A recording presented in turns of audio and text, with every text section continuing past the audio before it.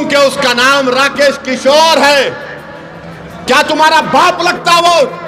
तुम्हारा ससुरा लगता वो कि तुम उस पे केस नहीं बुक करते?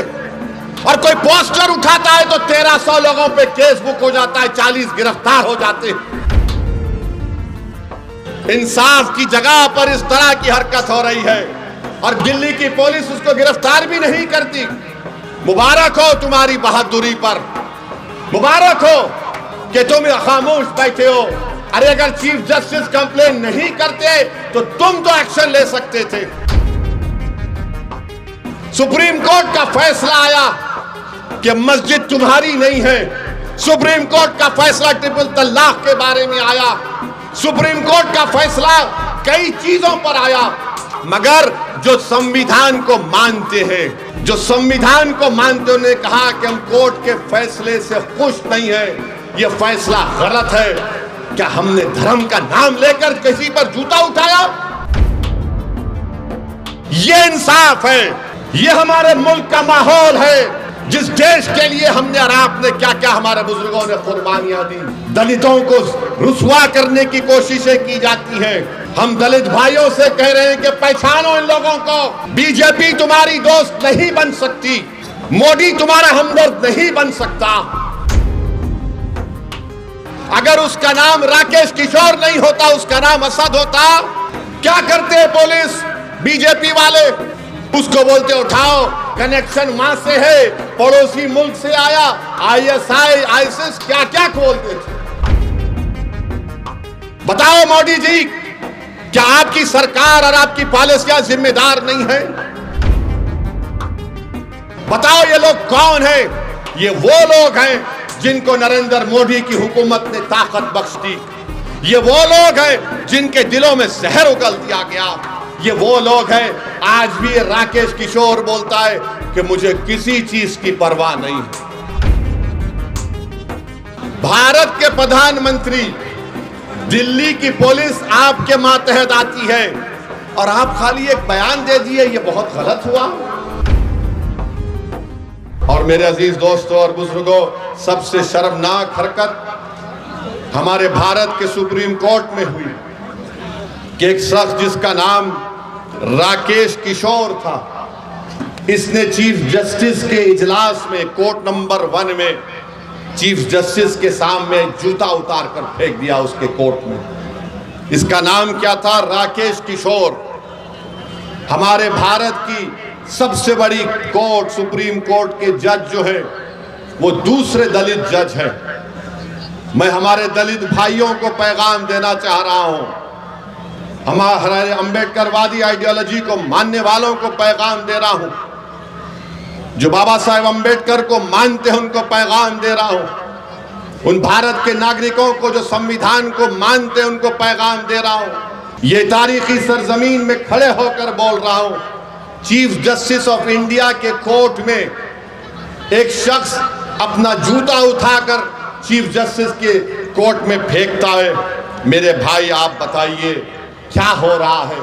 और जब उस शख्स ने नारा क्या लगाया, सुप्रीम कोर्ट के चीफ जस्टिस के इजलास में नारा क्या लगाया कि सनातन धर्म का अपमान नहीं सहेगा हिंदुस्तान। उसने नारा लगाया और अपनी जेब से उसके कागज भी निकला, उसमें लिखा था कि सनातन धर्म का अपमान नहीं सहेगा हिंदुस्तान। हम मोदी से पूछना चाह रहे हैं, मोहन भगवत से पूछना चाह रहे हैं, नीतीश कुमार से पूछना चाह रहे हैं, बताओ इस शख्स में इतनी हिम्मत कैसे आई कि वो सुप्रीम कोर्ट के चीफ जस्टिस के इजलास में जाकर जूता उठाकर भारत के दूसरे दलित चीफ जस्टिस ऑफ इंडिया की तरफ फेंके। नरेंद्र मोदी 11 साल आपके प्रधानमंत्री की मौजूदगी में इस तरह का जहर फैला दिया आपने। इसको हिम्मत कैसा हुई इस राकेश किशोर को? इसको ताकत कहां से मिली? इसने क्यों लिखा ये कि सनातन धर्म का अपमान नहीं सहेगा हिंदुस्तान? बताओ मोदी जी, क्या आपकी सरकार और आपकी पॉलिसियां जिम्मेदार नहीं है? जबकि सुप्रीम कोर्ट के चीफ जस्टिस ने कोई फैसला नहीं दिया, कुछ बात नहीं कि एक ओरल ऑब्जर्वेशन था उनका, मगर इसको तकलीफ हुई इस राकेश किशोर को, इसने चीफ जस्टिस ऑफ इंडिया के इजलास में आकर जूता उठाकर फेंक दिया। उसको अब तक गिरफ्तार नहीं करी पुलिस। अगर उसका नाम असद होता तो अब तक मुझे गिरफ्तार कर लिया जाता। नाम क्या था? राकेश किशोर। ऊपर वाले हैं, बड़े लोग हैं, हम कमतर हैं। सुनो मेरे दलित भाइयों, चीफ जस्टिस ने कहा कि मैं कंप्लेन नहीं करूंगा, ठीक है, मगर मैं बड़ी इज्जत के साथ चीफ जस्टिस के इस फैसले को नहीं मानता, क्योंकि सवाल आप पर जूता फेंकने का नहीं है।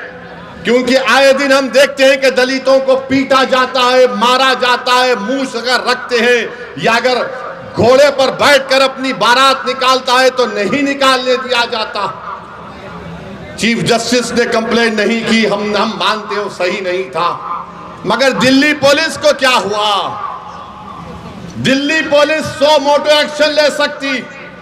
और मैं आपको बता रहा हूं, देश को बता रहा हूं, जब हमारी संसद पार्लियामेंट में 2 नौजवान कूद गए संसद में, याद है, कूदे थे, कूदने के बाद एक धुआं उन्होंने छोड़ा, उन पर अनलॉफुल एक्टिविटीज प्रिवेंशन एक्ट लगाया गया।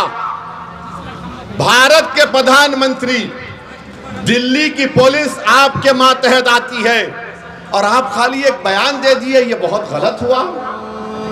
अरे आपको तो ये करना चाहिए था कि आप उस शख्स पर जिसका नाम राकेश किशोर है उस पर यूएपीए लगाते। यूएपीए लगाते, पुलिस खुद से कंप्लेन कर सकती है। अगर उसका नाम राकेश किशोर नहीं होता, उसका नाम असद होता, क्या करते पुलिस? बीजेपी वाले उसको बोलते उठाओ, कनेक्शन वहां से है, पड़ोसी मुल्क से आया, आईएसआई, आईसिस, क्या क्या खोलते थे। और यह शख्स कह रहा है कि सनातन धर्म का अपमान नहीं सहेगा हिंदुस्तान। मोदी जी, फर्क उसमें और दूसरों में यह है कि जिस जगह पर मस्जिद को शहीद कर दिया गया था, कोर्ट का फैसला आया कि किसी ने नहीं तोड़ा। सुप्रीम कोर्ट का फैसला आया कि मस्जिद तुम्हारी नहीं है। सुप्रीम कोर्ट का फैसला ट्रिपल तलाक के बारे में आया। सुप्रीम कोर्ट का फैसला कई चीजों पर आया। हालिया यही सुप्रीम कोर्ट ने इंटरिम ऑर्डर दिया वक्फ कानून के ऊपर, जिससे हमको नुकसान होगा, मस्जिदों को नुकसान होगा। मगर जो संविधान को मानते हैं, जो संविधान को मानते, उन्होंने कहा कि हम कोर्ट के फैसले से खुश नहीं है, यह फैसला गलत है। क्या हमने धर्म का नाम लेकर किसी पर जूता उठाया? बताओ ये लोग कौन है? ये वो लोग हैं जिनको नरेंद्र मोदी की हुकूमत ने ताकत बख्श दी। ये वो लोग हैं जिनके दिलों में जहर उगल दिया गया। ये वो लोग हैं, आज भी राकेश किशोर बोलता है कि मुझे किसी चीज की परवाह नहीं है, मुझे कोई गम नहीं है कि मैंने चीफ जस्टिस ऑफ इंडिया के सामने जूता उठाकर फेंका।